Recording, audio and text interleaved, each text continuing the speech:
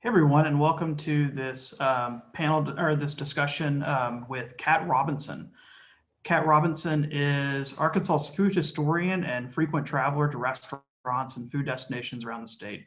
She's written a number of books on Arkansas cuisine, restaurants, food, and culture. Kat's work appears in numerous regional and national publications, as well as her own website, Tie-Dye Travels. Want to remind you this session is sponsored by the Arkansas Department of Parks, Tourism, and Heritage. They're also right now taking their nominations for the annual Arkansas Food Hall of Fame, of which Kat is a member of the committee.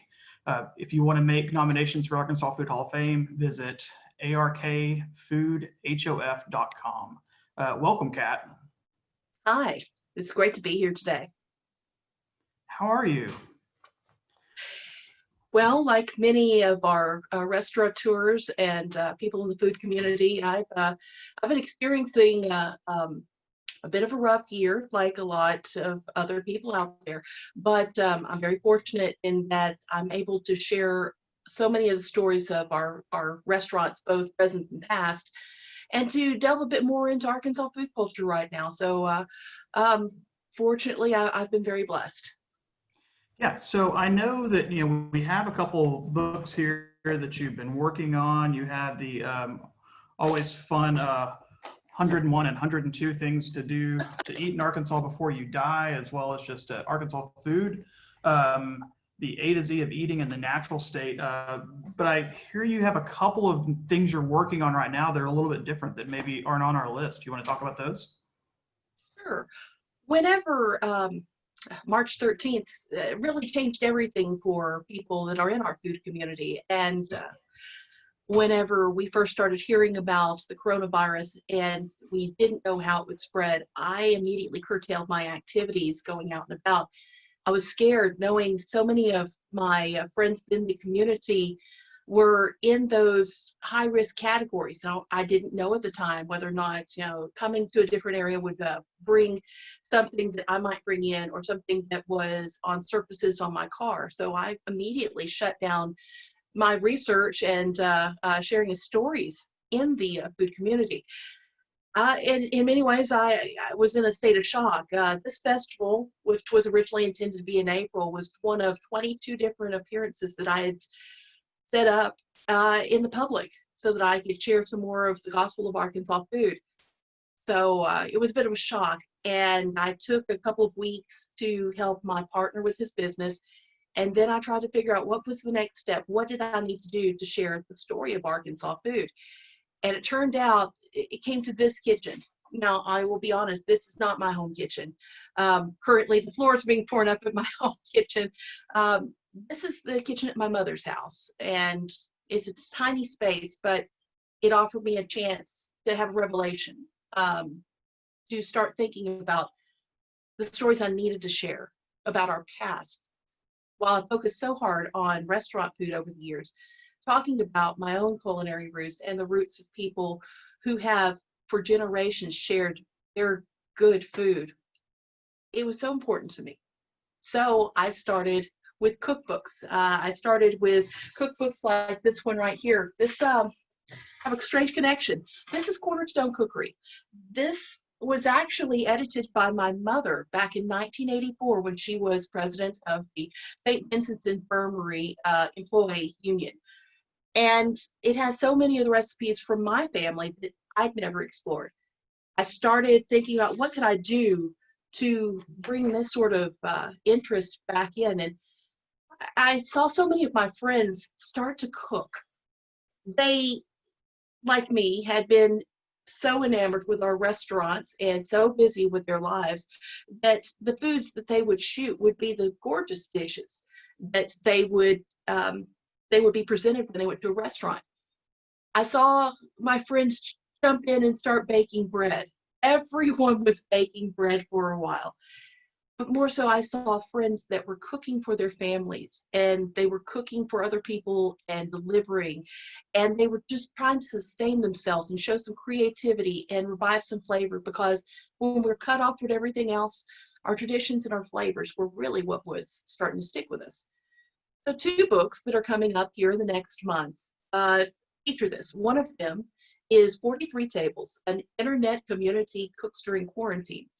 This is a book that I've edited together with 43 of my friends, recipes that they chose to cook during this crazy time. And some of the recipes are extraordinarily detailed. There's recipes for cassoulet and for penne with the meat sauce that are 3 and 4 pages long. There's instructions on how to cook with the tagine. There's also simple, you throw in a can of this and throw in a package of that sort of recipes, all the sort of things that people were doing in those first couple of months. And it's a chance to connect. And more important, it's a chance for this community to smile and know that they are regarded well and loved. The second one of these books is A Bite of Arkansas, which I've been working on diligently. And it's my own story of how I relate to food in Arkansas and the dishes that I grew up with and those that are around me here in Arkansas. I don't really talk much about myself in my later books, especially. It's more about the stories of all these fantastic individuals who are doing the best that they can out there. Well, this one is mine, and it's going to cover a lot of things that maybe we don't think about as Arkansas food anymore, like the tradition, the fisherman's breakfast of fried bologna and a pocket knife with a chunk of Colby Jack cheese. It's diving into a breakfast with venison or with jams and jellies and even chocolate gravy, which I didn't actually get into until I was an adult. It just wasn't part of my personal food culture. And talk a little bit more about Lower Arkansas, which, you know, our Ozarks and our Delta are highly praised and well deservedly so. But Lower Arkansas is a great secret. I'm glad to be able to share it. Do you have any, passages from either one of those books or any, thing that you'd like to share with us or read with us on those? I've got a couple. I have a passage from Arkansas Food, but I also have a passage from the new book that I would love to share, and it talks about breakfast at my paternal grandparents' house whenever I was growing up. Yeah, Would you that'd like? be great. Should we start with that? Yeah, let's go with that one. All right. I used to wake up Sunday mornings to a banging barrage on the kitchen counter. When I'd hear that noise, I'd roll out of bed, head to the hall bath, perform my ablutions, and wander into the kitchen. The temperature between the always cold formal dining room and the laden air of the kitchen came with a scent of coffee, the pop of an inch of Crisco in a cast iron pan, and the continued beating of venison or beef under Grandma Bear's big wooden spiked mallet. She'd pound them until they were half an inch thick, then dredge them in flour, salt, and pepper, and drop them into the sizzling grease, to be followed by egg she expertly cracked on the side of the skillet, their edges curling up brown so quick once they hit the surface, floating just high enough for the spatula to get under them for a flip. In between, the door to the oven would squeal when she'd pull it open, grabbing a pan of biscuits from the rack with a dish towel. I'd go sit at my place in the corner between the kitchen bar and the family table, always on the harder to reach long side of that table, next to Grandpa Bear on that corner. He would always be up with his coffee and saucer. He'd pour milk into the coffee, then tilt the cup just a little and fill that saucer. His wrinkled hand would tremble as he lifted it to sit atop his lower lip from the old brown melamine dish. He carefully put it down again with his one arm and tilt the coffee in once more. Grandma Bear would always have butter out on the table and syrup in a push slide dispenser, the type you press with your thumb that slide open just a little at the top. There would be 1 or 2 open pints of jam, a plate of biscuits, and another topped with paper towels dappled brown with grease spots laden with the meat of the day, bacon or sausage or those hand-hammered country fried venison steaks. They'd be chewier than the ones she'd made with beef, but they were always made better with gravy. Grandma would have it in an old Pyrex bowl, green on the outside, white within. I dried the little sausage patties she'd make through syrup and eat them like that, saving my biscuits for the jam and butter. The eggs would get a little syrup on them too, the yolk running into the edge of my plate when I break it with my fork between the dousing of black pepper. There was sometimes milk, and sometimes something akin to orange juice, maybe even tang. But my drink of choice was a melamine cup filled with milk and sugar and a splash of coffee and a glass of the sweet water that came from the well. Grandma Bear indulged us sometimes. One thing I loved was the sugared rice. I cannot recall if I asked for it the first time or if it appeared before me, perhaps on one of those very early mornings before fishing or deer hunting. I just remember this bowl of rice, sticky from the pan in which it had been reheated with a teaspoon of sugar and an ample spoonful of margarine on the top. Other times the rice would end up with gravy on it, but that was far more likely to happen at dinner, gravy on rice. I don't ever remember her making waffles, though pancakes came sometime. I do remember breakfast was done for Grandpa Bear when he finished his coffee and reached in his overall pocket for his flask-shaped can of Prince Albert, and the scent of the tobacco while he used his finger and thumb to liberate a sheet from the rolling papers in that matchbook-shaped package, spreading it flat with thumb and ring finger, and carefully tipping it in a row. He'd roll it on the table, finger to palm, and crunch one end of it. It'd end up pinched between his fingers as he would get up, push the chair back with the back of his legs, hitting the edge of the windowsill. He'd have his cigarette in one hand while fishing out his lighter with his thumb, somehow managing to flip the tip of the Zippo just right and catching the crimp end with a flame before snapping the top shut and letting it slide down in his pocket. By the time he had lit his cigarette, Grandma Bear was already clearing the table. If the pounding of the mallet on me did not get you up, or if you missed your alarm, you were just out of luck and didn't get that table service. Usually, though, there were biscuits left over in a pan on the back of the stove. Thanks so much. I love hearing your personal stories versus, talking about restaurants and stuff, which also I love talking about restaurants a whole lot, but I love hearing your personal stories. I had a couple of thoughts while you're reading that. I think that one of the things that I get asked frequently with Rock City Eats is, what really is Arkansas cuisine? And I think that you touch on some parts of it here that I'll, want to break down in a second. But to you, what do you think Arkansas cuisine is? I was asked that question 13 years ago, and it really has been the basis of this unexpected career that I have. Before I started into food writing, I was a television producer. I left that job in September of 2007. Shortly after that, we had a restaurant, Ashley's at the Capitol, that reopened under Chef Lee Richardson. And I was in the middle of an interview with him whenever he turned the question around on me, that same question, what is Arkansas food? And I didn't feel qualified to answer at the time.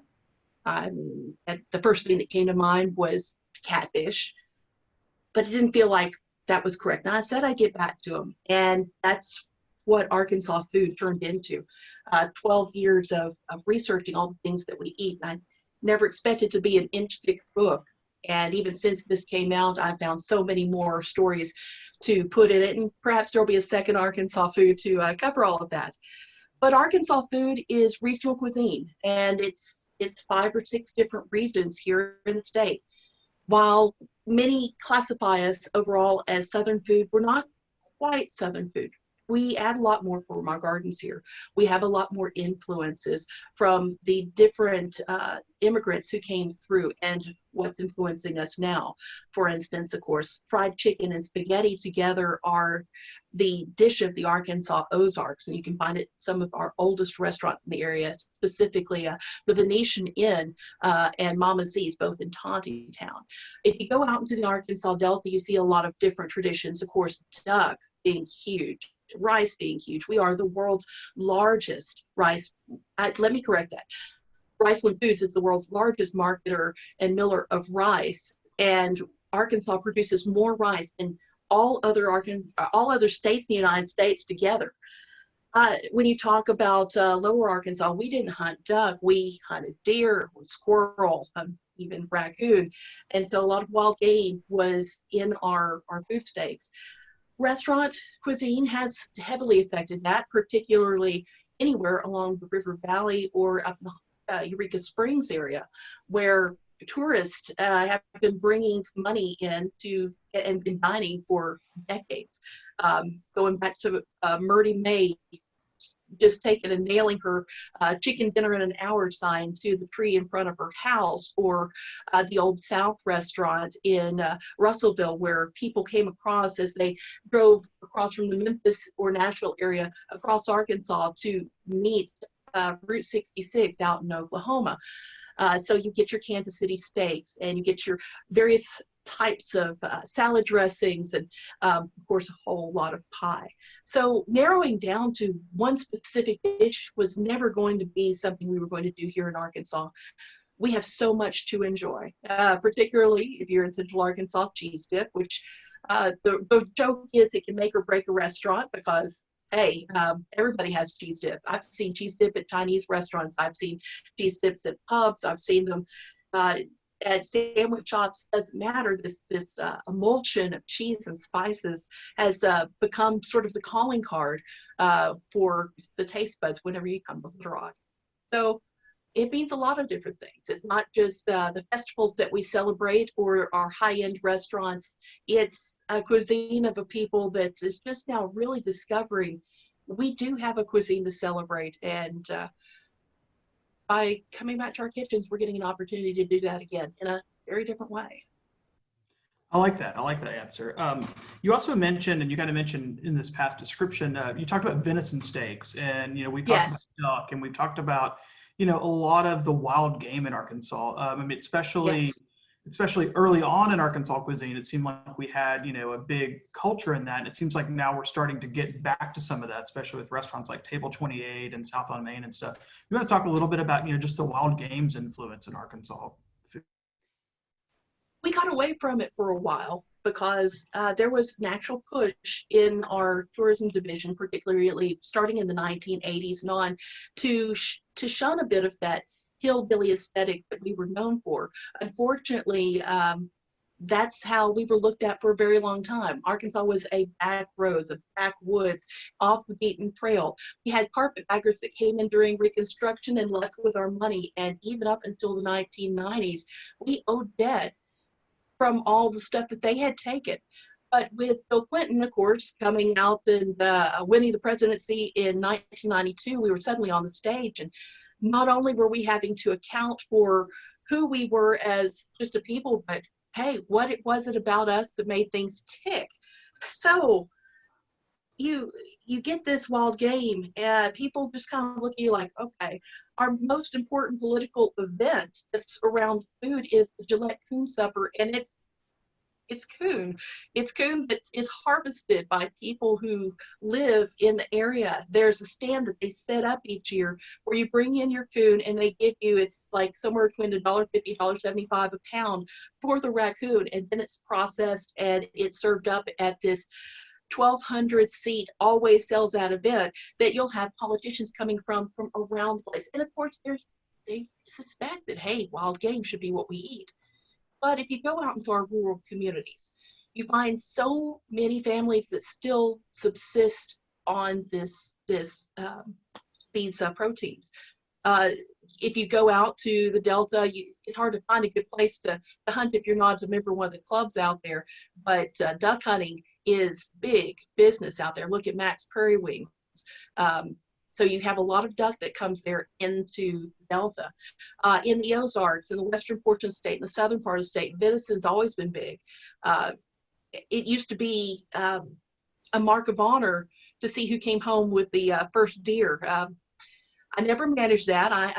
I shot my first deer at 7 and my last one at 11, and I was just proud to be able to represent, because all the other cousins that went out in my family were the boys. It was expected if you were a guy in the family, you were going to bring in venison, so I was proud to do my part.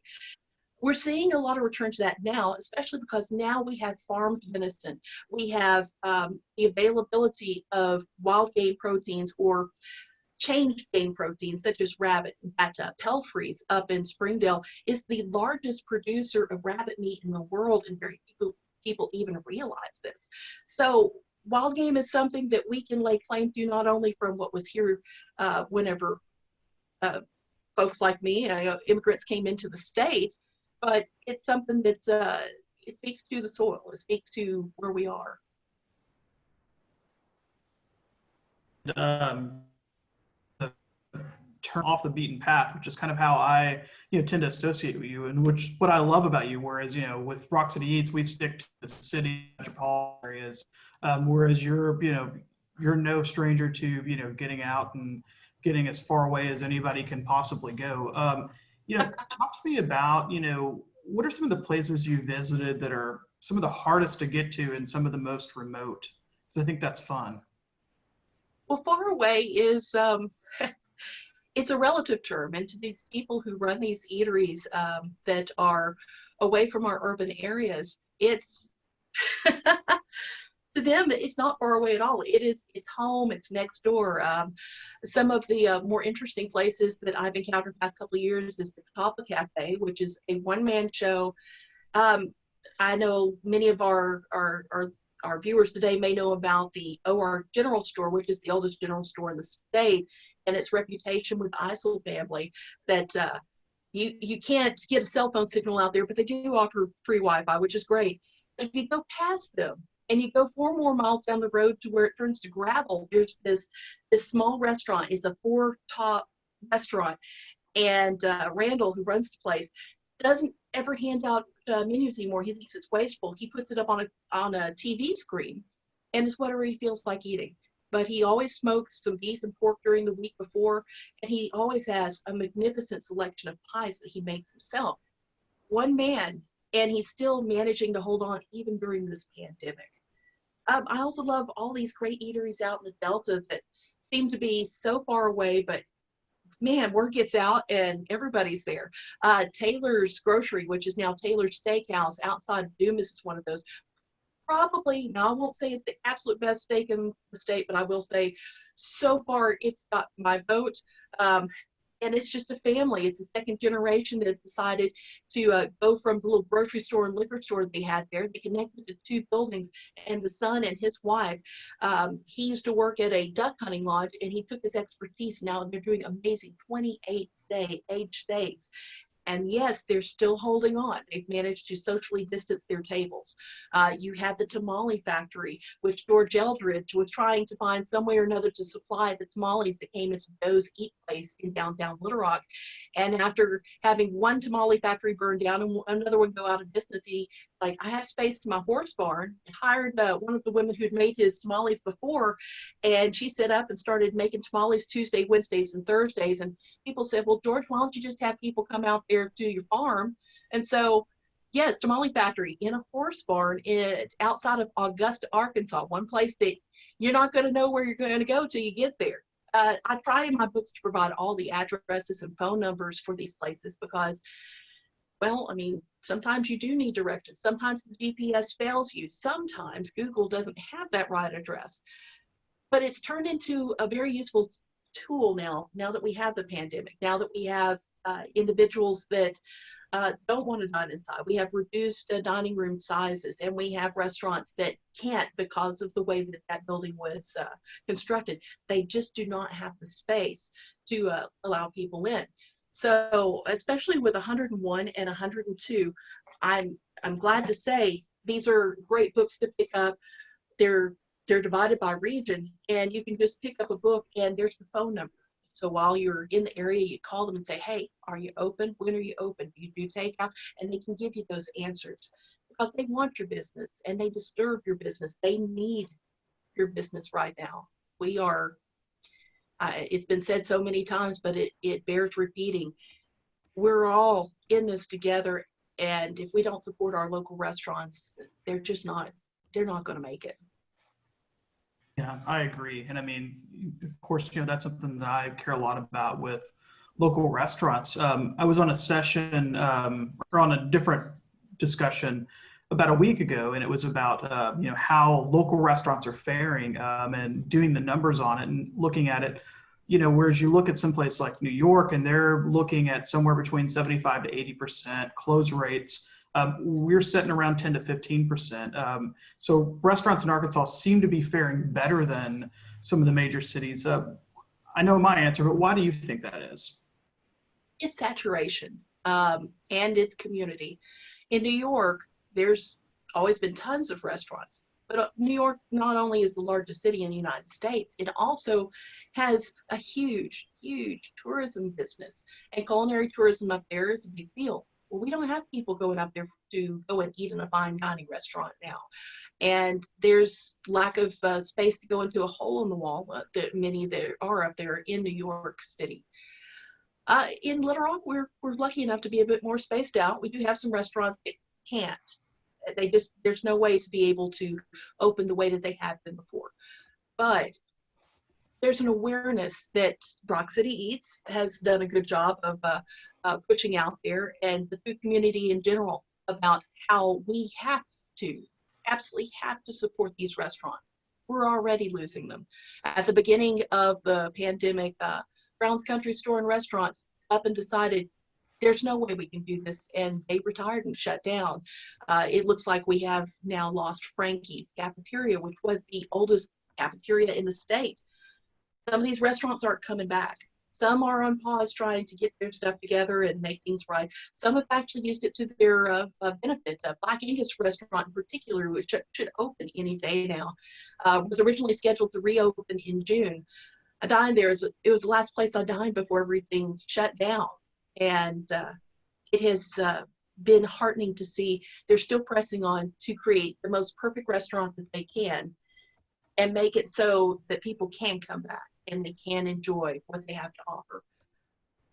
We are fortunate, but we're not out of the woods yet. Winter's going to be hard.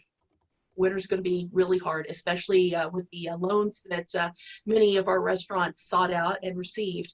When that money runs out, that may be it. So please, by all means, in any way you can, support your local restaurant. Shifting gears just a hair, I know one of your new books, the other new book that we've talked about, is about recipes during COVID. And I think one of the Yes. things where I was looking at that sort of jumped out at me was, how COVID has changed home cooking. I feel like people cook home more because restaurants were closed for a while. How do you think that, you'd mentioned earlier, people were making bread. People have never made bread before in their life, which is pretty fun. I had so many loaves of bread going, it wasn't even funny. How do you feel like COVID has had, an impact on, the food culture inside homes and the cooking inside homes during this pandemic? Having the perfect storm of a pandemic that keeps you home, a pantry which may or may not be fully stocked, and children that are suddenly learning on their computers rather than in a space away from the home, it's an eye-opener. And whenever you're forced into the thought of, how could I do this? The idea of, well, how did my parents do this? And how did my grandparents do it? Has a lot of effect. In the beginning, we had the additional concern. So many of us followed stay-at-home orders. We self-isolated. And we suddenly found ourselves dependent on delivery services and pickup services, which I had personally never done before. I know a lot of others hadn't.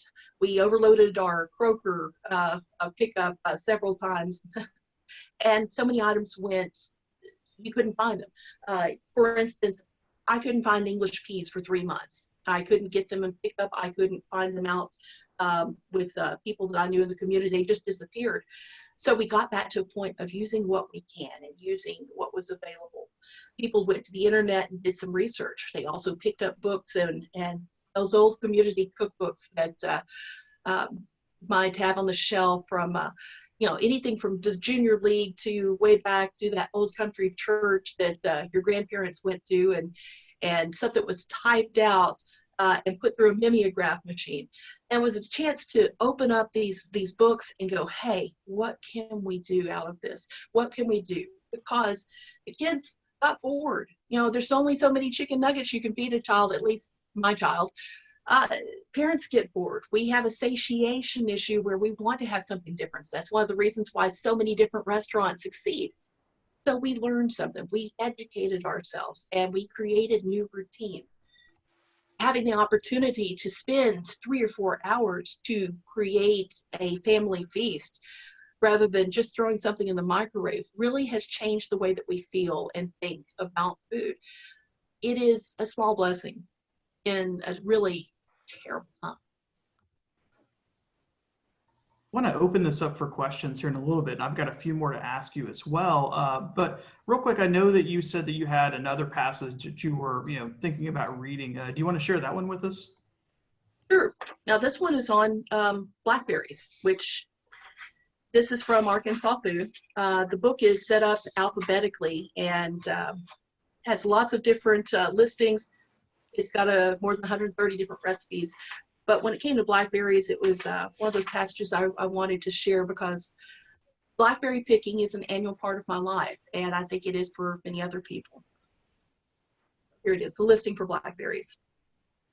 Indigenous to Arkansas, this druplet cluster fruit is a popular addition to the summertime table in pies, jams, and cobblers. The University of Arkansas has created several cultivars from these native berries that are now utilized worldwide, including thornless versions and primicates, blackberry plants that produce the first year that they're planted. I cannot remember in a time in my life where blackberry picking wasn't on my calendar. Even as a small child, I remember reaching up past the prickles, what most people call thorns, into a bush and grasping juicy berries right off the vines. I also recall times scrubbing with lye soap trying to get the chiggers off. The blackberry is that indigenous fruit that we love here in Arkansas. You may not realize it, but each little druplet is its own fruit, formed around its own pollinated center. That's something to consider as you slowly work your way through a roadside bramble, pulling and plucking those berries. My mom says June 19th is the day blackberries are ready. It was her grandmother's birthday, and the family tradition had been to go out picking that day. There are always preparations to be made. No sandals, no bare feet, thanks to those chiggers, ticks, and potential snakes. No shorts. Blackberry picking means donning boots or tall sneakers with long socks, heavy-duty jeans and long sleeves.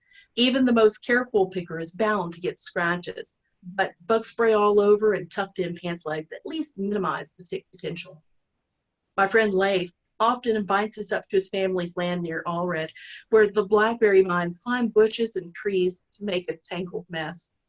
Around my mom's place up in Faulkner County, the vines are round around barbed wire fences. Whenever I go, it's a matter of wading in. And after years of experience and know how to get into a good spot where the deer haven't eaten the best berries, by carefully pinning down outside vines with my foot while reaching in to pull 5 or 6 berries at a time through a small window of vinelets. I don't even worry about breaking the berries as they drop. They're pretty resilient. The sound of berries plopping into pots and buckets is just as much a sound of summer as the high-pitched roar of cicadas or the creaking of toads and frogs at sundown. It's harder work than it looks, usually conducted in the brightest sunlight. Hats are a good option, but be sure to check yours for ticks since they fall from the trees. Drink plenty of water too, because you will sweat it out. Blackberries don't require much washing unless you've been picking along a road, and then it's best to let them sit in the colander underwater for a few minutes to get the dust off. There are so many ways to eat them. Blackberry cobbler's the hands-down favorite, but there's also blackberry pie or ice cream. When I was much younger, all I needed was a little Eagle brand sweetened condensed milk, and I was in heaven. What's not eaten right away usually goes into jams or jellies. Grav puts up blackberry jelly from what we don't immediately eat, and a couple of gallons of berries will get us through the winter on toast, English muffins, or biscuits. Thanks so much. And Karen Guthrie just posted in the chat, if you're interested, you can get that's Arkansas Food, the A to C guide of eating in the natural state. You could also look for 102 things and 101 things, depending on how many numbers you want to go after. Things to eat in Arkansas before you die. I wanted to take a chance and open this up. If any of the people watching want to chime in and ask a question for Kat, please just use the chat feature on Zoom and ask your question, and we'll answer it. I think while we're waiting on a couple of questions, I had one question. In the books here, you have 101 and 102 things to eat in Arkansas before you die. Just morbid, but we'll.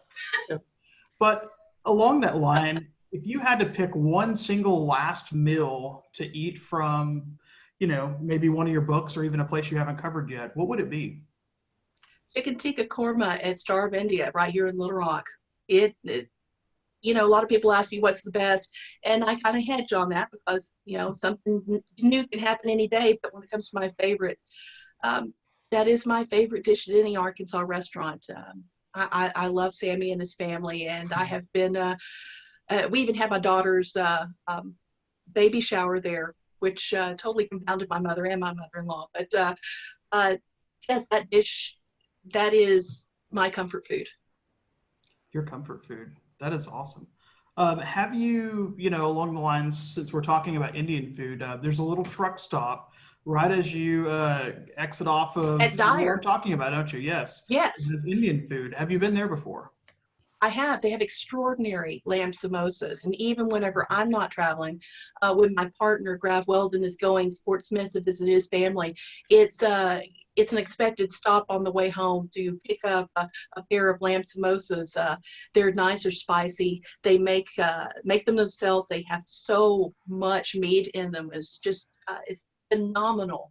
And to see it at a truck stop, but there are so many people of Indian heritage that are now in trucking across the United States.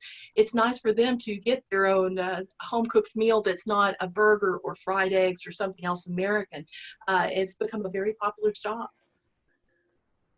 Kind of along those lines, what was making me thinking, you see a lot of other things that, certainly our Indian community isn't large in Arkansas, but they kind of cater toward the Indian community that comes through. Is there any other place that you could think of like that really, caters well to sort of the traveling community?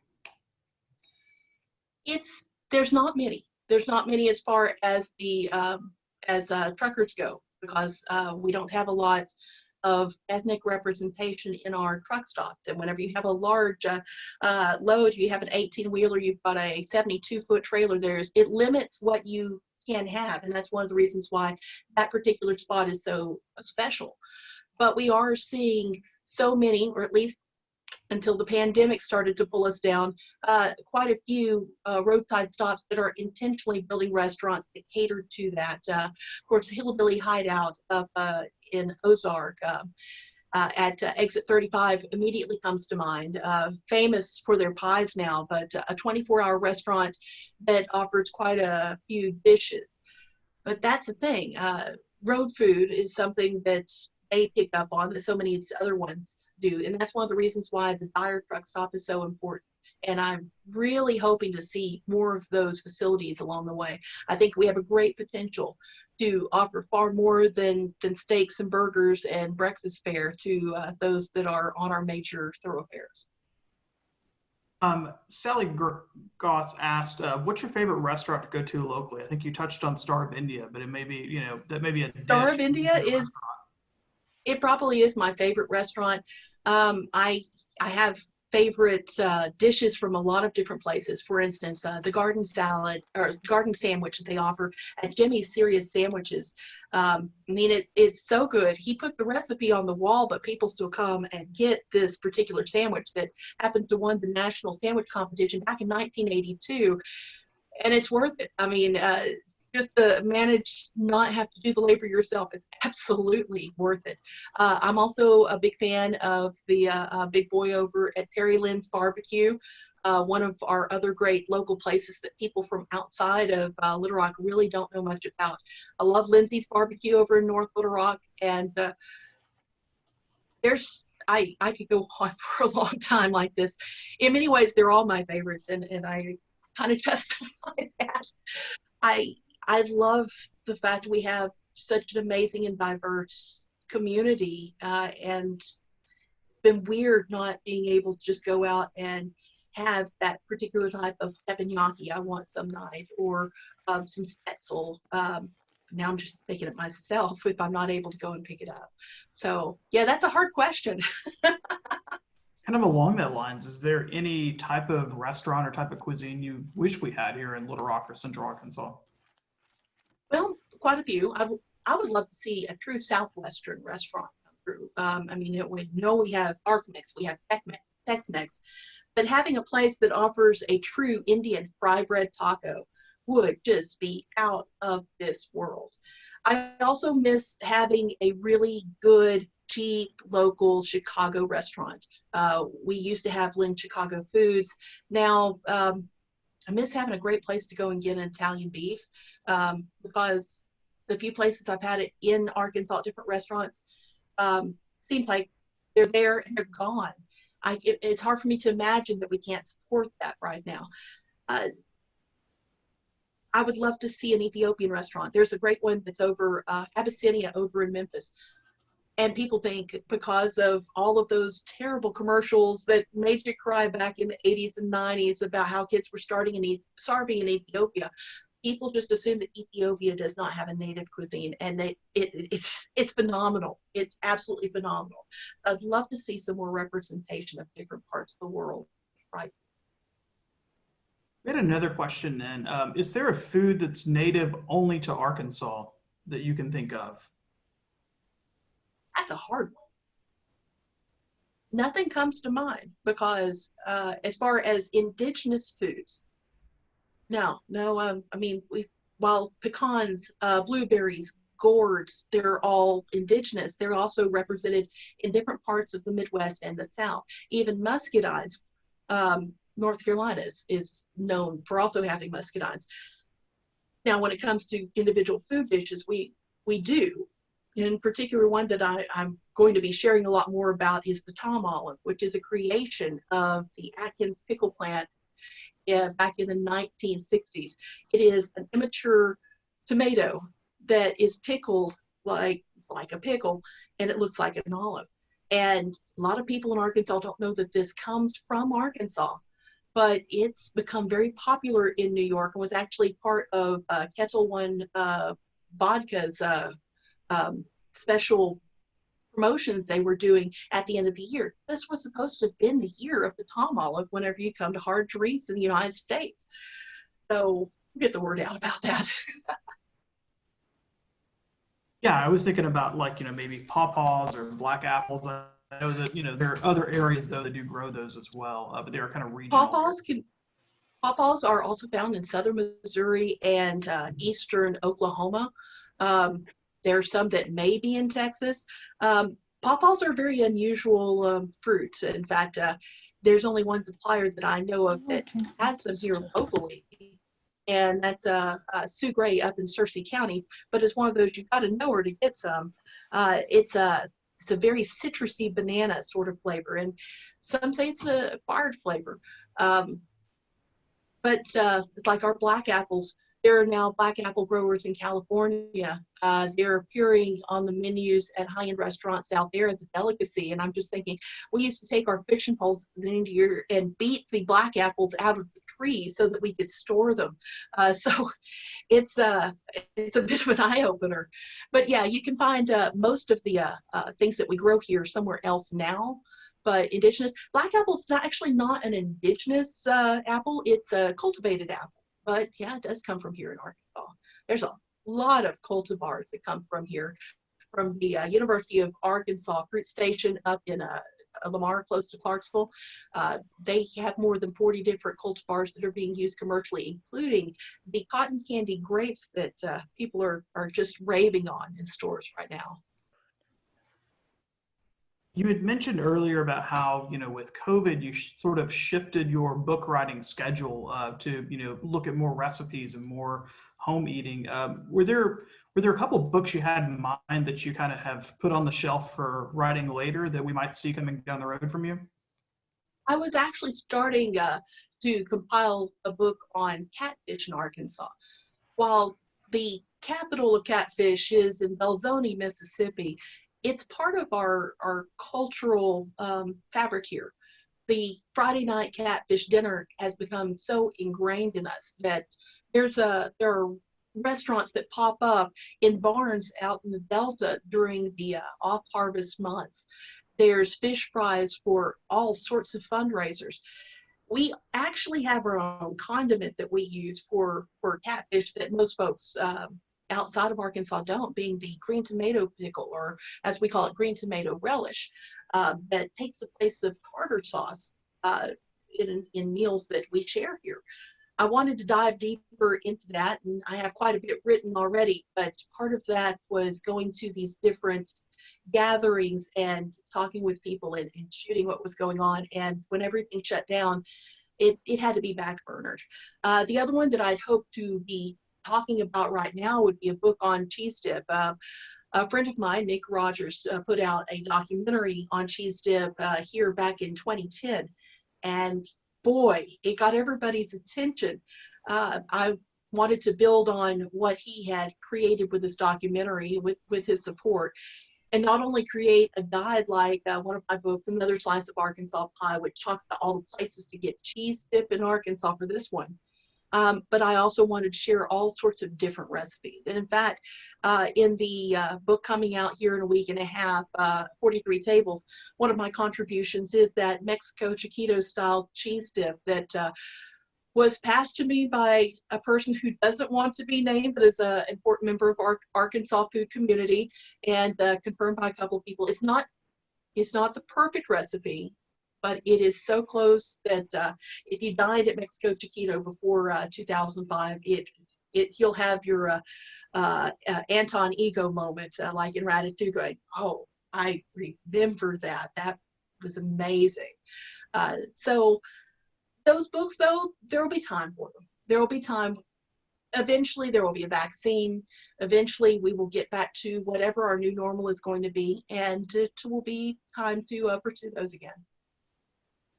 We've got about 10 minutes left. If anybody else has a question, we've got time for more questions in this. Kat, I know that you're also in this whole session sponsored by Department of Heritage, and that's not just because they just felt like sponsoring, had some money to spend. It's because they really are interested in food across Arkansas, and you're part of the Food Hall of Fame committee. They've never invited me, so you're obviously more knowledgeable than I am.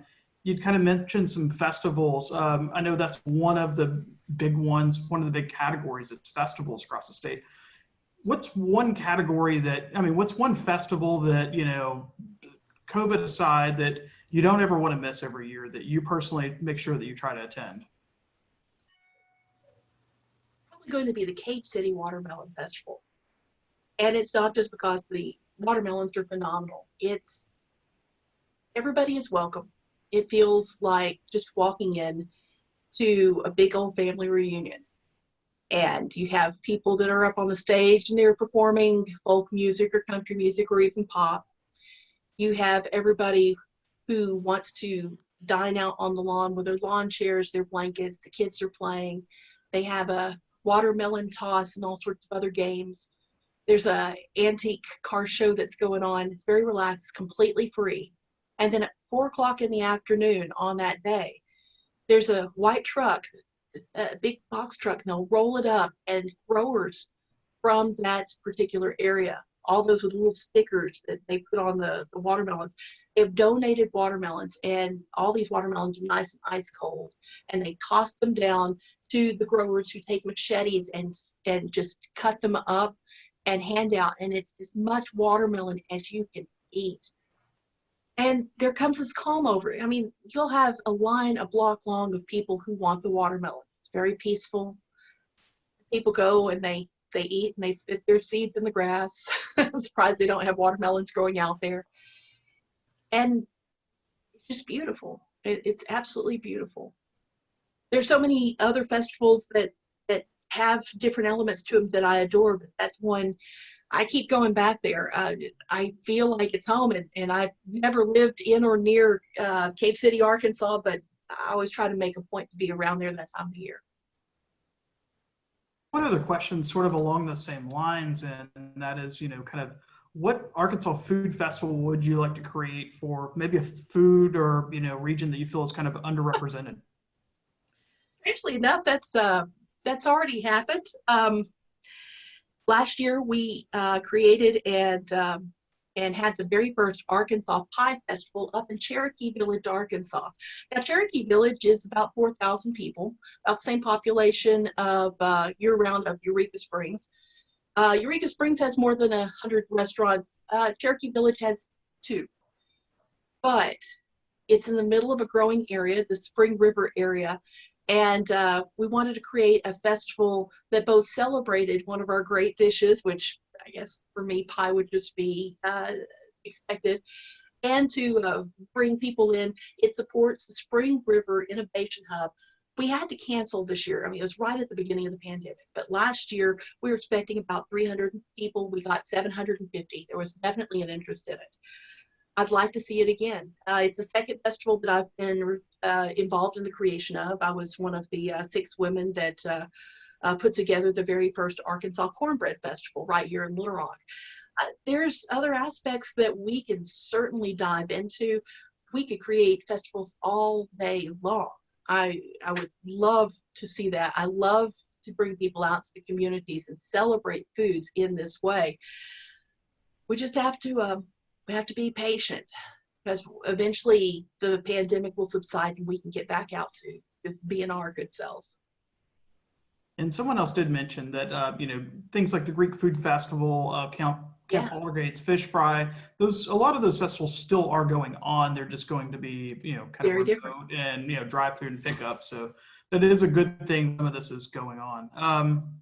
You've touched on a lot of subjects from pie, which I know you're a huge pie lover, different places in Arkansas, different, now recipes. Is there something that you haven't written about that, maybe, someday down the road you want to write about that's, kind of, even a different topic or, a different angle on something that you haven't touched yet? I have a pet project that I started investigating in 2017. That year, my daughter and I took a trip that encompassed the entirety of the Great River Road here in Arkansas. When people hear about the Great River Road, they may think of Mississippi, they may think of Alton Brown's feasting on asphalt, but Arkansas was so underrepresented in that latter entry, with only one place even featured being Ray's Dairy Maid, which is now closed down in Barton near Helena. The Great River Road, in places it's 4 lanes, in other places it's dirt, but it's a grand adventure that I would love to see more people enjoy. There's signage for it all along the way. There's a Great River Road Commission that covers 11 states that the road passes along on either side of the Mississippi. One of my dream projects is to take time and get back out there and continue documenting what's on this stretch from Blyville down past Eudora, and to have people find the bits of history as well as the bits of good food that you can find out there. So far away from our urban districts that we happen to live in now.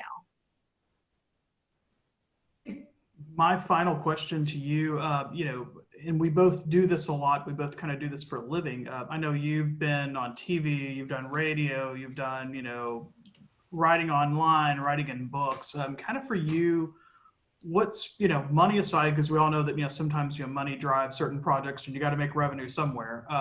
Money aside, what's your favorite way to kind of connect with people through either writing or being on TV or anything else? What's your favorite medium to connect with people? That's a hard question for me. I do love the immediacy of social media, but I stepped away from it. I stepped away from being so involved with it a few years ago because I felt it was eating my life. It was so instant, but there was no permanence. There's no going back to it. I love writing the books. I really do.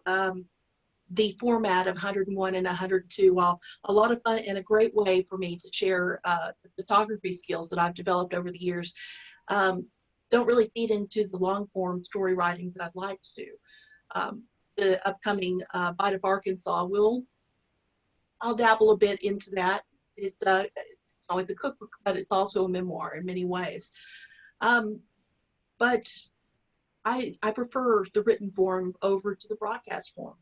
Being on television is frightening to me. I never wanted to be in front of the camera. I think the first time I spent any time of any duration in front of the camera in my 12 years in television before this was on my final day at THV, whenever BJ Sands asked me to come out and join him on the couch so that we could talk a bit before I left. It's important. It's important to get the stories into all the media. Working with Larry Foley on Make Room for Pie was phenomenal. Being able to share the stories of those pie makers. Doing home cooking with Kat and friends was terrifying because I was in this kitchen by myself. I set up my lights, set up my cameras, did my hair, not very successfully. And I, for the very first time, I did a cooking show, which was never my intention. I always have put myself in the restaurant writing category rather than the recipe writing category. So the short answer is anything that I can write where I can share that is great. I do hope to return. I did a demo podcast back before this started, and not being able to be out there so much, I focused on different things, and I'm excited to go back into podcasting because it's the closest thing I can do to radio. But yeah, if it involves the written word, I'm all about that. Thank you so much, Kat. Again, you guys can pick up, anybody who, watched now or watches later can go pick up Kat's books on the Six Bridges Book Festival. You could also go over to Wordsworth, and it's also around various locations around the city that we are not mentioning because we're trying to drive people to Wordsworth and to the Six Bridges. Wordsworth will have they'll have 43 tables here probably in about 2 weeks, and they'll have a bite of Arkansas around Thanksgiving. And thanks again for the Arkansas Department of Parks, Tourism, and Heritage. I know that's a mouthful, but they merged a few agencies, and it makes a whole lot of sense because they're all about promoting Arkansas. As I mentioned earlier, they are taking nominations for the Arkansas Food Hall of Fame, which is something that's very near and dear to my heart, as well as Kat's every year. And so you can go in and make your nomination at arkfoodhof.com. Thanks again, Kat. So glad you're here. Thank you so much for doing this with us. Thank you so much.